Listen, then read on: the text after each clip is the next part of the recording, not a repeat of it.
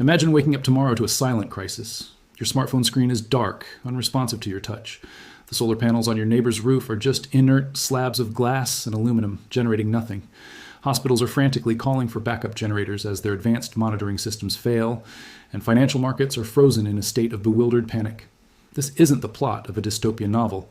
This is the instant, cascading reality of a world that has suddenly lost all its silver. It sounds implausible, right?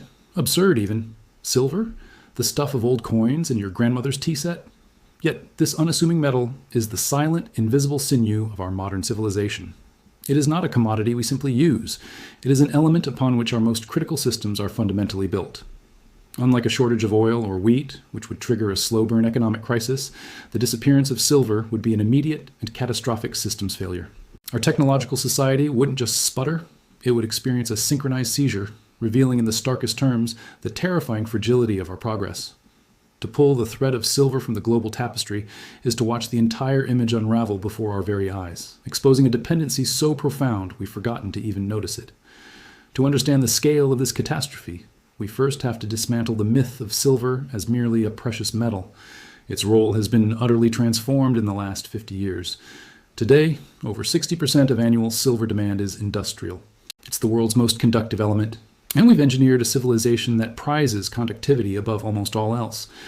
This demand isn't discretionary. It's engineered into the very DNA of our devices and infrastructure. In electronics, silver is irreplaceable. Every single electrical switch, every reliable contact, every circuit board that must function without fail relies on silver. Its oxide is non-resistive, meaning connections don't degrade. From the anti-lock braking system in your car to the server farms hosting the cloud, silver is the silent guarantor of functionality.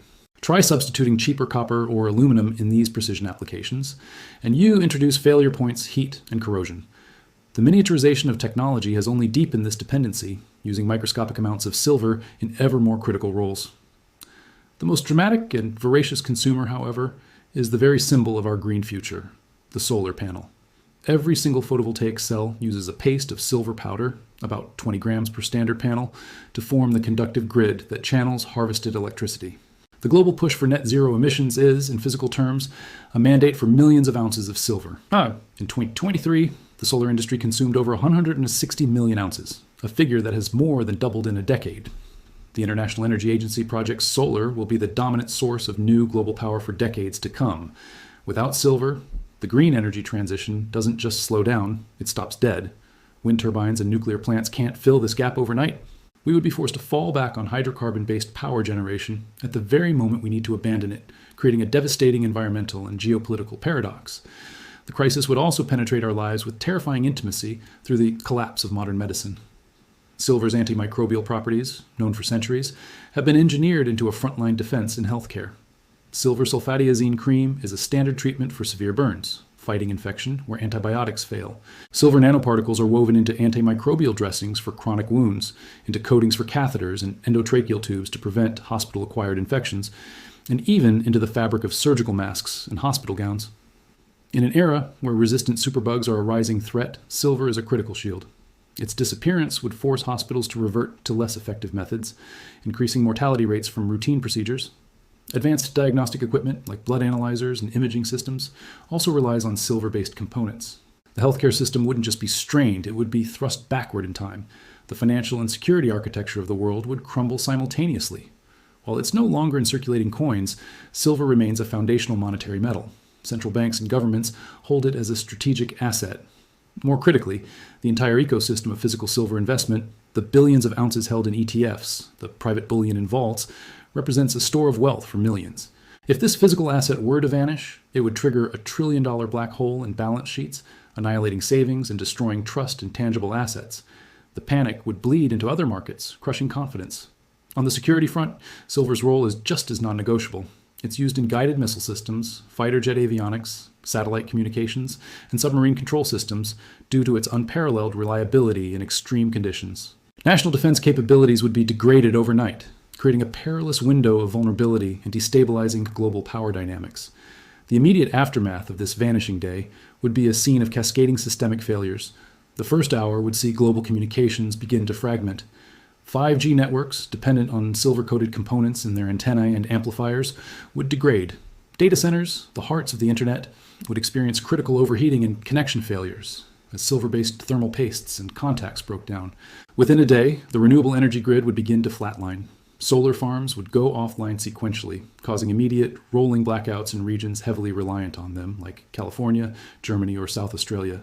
The stockpiles of finished solar panels and electronics would become priceless, leading to rampant hoarding, looting, and a violent black market.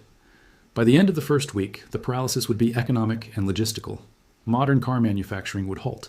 Every vehicle produced in the last 30 years contains dozens of silver-bearing electronic control units, managing everything from fuel injection to airbags. No silver, no new cars, and a ticking time bomb for the maintenance of existing ones. The just-in-time global supply chain would snap. RFID tags used to track every container and package would cease to function, plunging ports and distribution hubs into a blind chaos. The long-term societal impact would be a forced, painful deteching of the world. We would enter a period of great simplification. Consumer electronics would become relics. Society would fracture along a new divide. Those who possessed pre-vanishing tech and those who did not. Medical advances would stall and public health would regress. The ambitious global goals for renewable energy would be scrapped, forcing a desperate scramble to ramp up coal and oil production, triggering an environmental catastrophe. Geopolitically, nations with large silver mines, like Mexico, Peru, or China, would wield unimaginable strategic power, creating a new resource-based world order fraught with tension. This thought experiment, while extreme, serves a vital purpose. It holds up a mirror to our present vulnerabilities. The silver supply hasn't vanished, but the stresses on it are very real. The market is defined by a dangerous paradox. While industrial demand is soaring, over 70% of new silver supply is a byproduct of mining for other metals, like copper and zinc. We are relying on the production decisions of copper miners to feed a solar revolution. This is a precarious supply chain. Furthermore, millions of ounces are locked in investment vehicles, creating a physical tightness that the paper market price often fails to reflect. We are already walking a silver tightrope. The vanishing scenario simply removes the rope entirely. The solution is not to live in fear, but to awaken to a strategic imperative. We must recognize silver for what it is, a critical infrastructure material. This demands 3 actions. First, massive investment in responsible primary silver mining to reduce this byproduct dependency. Second, a global Manhattan project for silver recycling, specifically targeting the recovery of micro amounts from old electronics and, crucially, from decommissioned solar panels, which will soon arrive in enormous volumes. Finally, we must support material science innovation to thrift silver use, to make solar cells with 15 grams instead of 20, or to find substitutes for non-critical applications. The question, what if the world's silver vanished, is ultimately a question about us. It forces us to see the intricate material web that supports our abstract digital lives. Silver is the physical conduit for our hopes, for clean energy, for advanced medicine, for global connection. Its sudden absence is a blueprint for collapse, but its careful strategic management is a blueprint for resilience. The lesson is not that we are doomed, but that we are obligated to steward, to innovate, and to secure the very real elements that make our imagined future possible. The vanished world is a warning. The world we have is a responsibility. Thanks for watching. If this made you think, hit that like button. And subscribe for more deep dives into the hidden forces that shape our world. See you in the next one.